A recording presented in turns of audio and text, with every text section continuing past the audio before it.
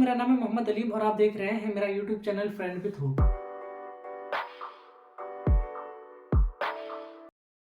दोस्तों आखिर क्या है ये CAA सिटीजनशिप अमेंडमेंट एक्ट। 11 मार्च सन 2024 को मिनिस्ट्री ऑफ होम अफेयर्स ने CAA के रूल को नोटिफाइड कर दिया, जिसके बाद से ही ये एक बहुत ही बड़ी कंट्रोवर्सी का मुद्दा बना हुआ है पूरे देश में। जहां एक तरफ मोदी गवर्नमेंट ये कहने लग रही है कि जो हिंदू मुस्लिम मेजोरिटी कंट्रीज में प्रोसिक्यूट किए जा रहे हैं उनको CAA के द्वारा नागरिकता दी जाएगी इंडिया की। वहीं दूसरी ओर इस कानून से मुस्लिम भी अच्छे खासे नाराज हैं। अपोजिशन पार्टीज और कई सारे इंस्टीट्यूट भी इस कानून को अपोज कर रहे हैं। ये सारे ही लोगों का कहना है कि ये कानून अनकॉन्स्टिट्यूशनल है। क्या दोस्तों ये कानून सच में अनकॉन्स्टिट्यूशनल है? चलिए दोस्तों इस सिटीजनशिप अमेंडमेंट एक्ट को थोड़ा सा डिटेल में समझते हैं फ्रेंड विद होप की इस वीडियो में।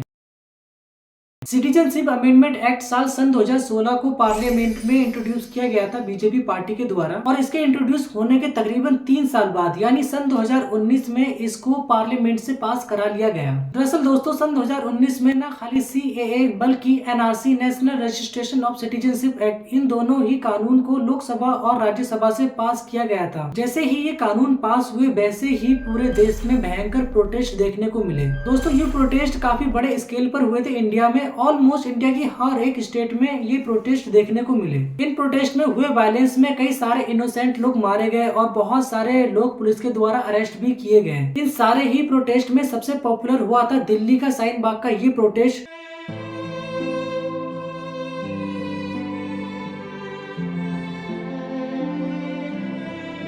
जो तकरीबन ऑलमोस्ट 4 महीने तक चला था। कमाल की बात दोस्तों ये है कि ये पूरा का पूरा प्रोटेस्ट लेडीजों के द्वारा ही लीड किया जा रहा था। बाद में कोविड-19 के चलते हुए सरकार ने धारा 144 लागू कर दी, जिसकी वजह से जो शाहीन बाग के लोग प्रोटेस्ट कर रहे थे उनको अपना प्रोटेस्ट बंद करना पड़ा। सन 2019 में गवर्नमेंट CAA लॉ को इसलिए इम्प्लीमेंट नहीं कर पाई थी क्योंकि उस समय पर न खाली CAA बल्कि NRC ये दोनों ही कानून पास करना चाहती थी गवर्नमेंट, जिसके खिलाफ गवर्नमेंट को काफी भारी प्रोटेस्ट का सामना करना पड़ा। और दूसरा रीजन ये भी है कि उस समय पर कोविड-19 अपने पूरे सबाब पर था इंडिया में। इसी कारण तकरीबन 4 साल बाद मार्च सन 2024 को इस कानून को लागू किया गया, जब लोकसभा इलेक्शन को कंडक्ट किए जाने में कुछ चंद दिन ही बकाया है। सन 2024 CAA इस कानून के अकॉर्डिंग नॉन मुस्लिम 6 रिलीजियस को सिटीजनशिप देने की बात की गई है। इसमें हिंदू, सिख, बुद्धिस्ट, जैन, पारसी और क्रिश्चियन रिलीजियस के लोग पाकिस्तान, अफगानिस्तान और बांग्लादेश से इंडिया में माइग्रेट किए हों 31 दिसंबर सन 2014 से पहले, सिर्फ यही लोग इंडिया की सिटीजनशिप लेने के लिए ही एप्लीकेबल होंगे। कॉन्स्टिट्यूशन ऑफ इंडिया के पार्ट 2 के आर्टिकल 5 से लेकर के 11 तक सिटीजनशिप के बारे में बात करते हैं। कॉन्स्टिट्यूशन के ये आर्टिकल्स ये डिटरमाइन करते हैं कि 26 जनवरी 1950 को कौन कौन इंडिया का सिटीजन होगा और इंडिया की सिटीजनशिप कोई कैसे ले सकता है, इसकी बात की गई है सिटीजनशिप एक्ट 1955 के इस कानून में। वैसे तो ये सिटीजनशिप एक्ट कई बार रिफॉर्म किया जा चुका है प्रीवियस गवर्नमेंट के द्वारा। जब कभी भी किसी गवर्नमेंट को ये लगता था कि घुसपैठ इंडिया में ज्यादा बढ़ गई है तो उन्होंने सिटीजनशिप के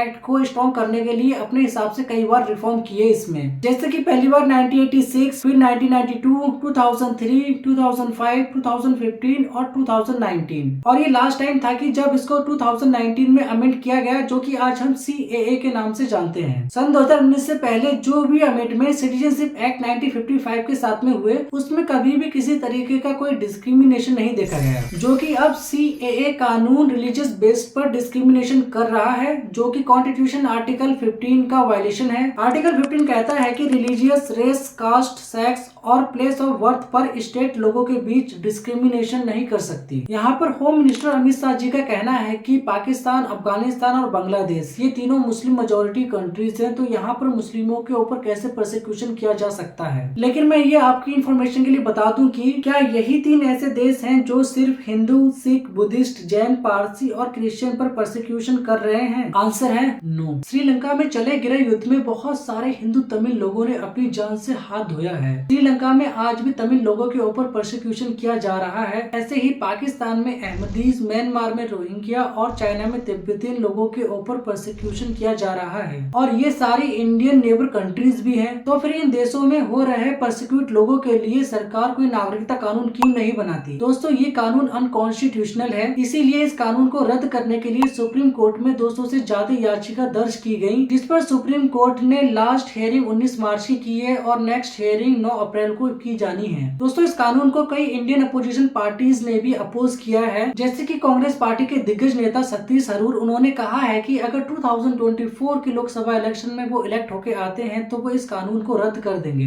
वहीं दूसरी ओर दिल्ली के चीफ मिनिस्टर अरविंद केजरीवाल ने कहा है, देखिए सीधी सी बात है, कानून सीए का जो कानून आया है उसमें ये लिखा है कि पाकिस्तान, अफगानिस्तान और बांग्लादेश में रहने वाले अल्पसंख्यक, वहां जो माइनॉरिटीज हैं, वो माइनॉरिटीज को हमारे देश के अंदर नागरिकता दी जाएगी।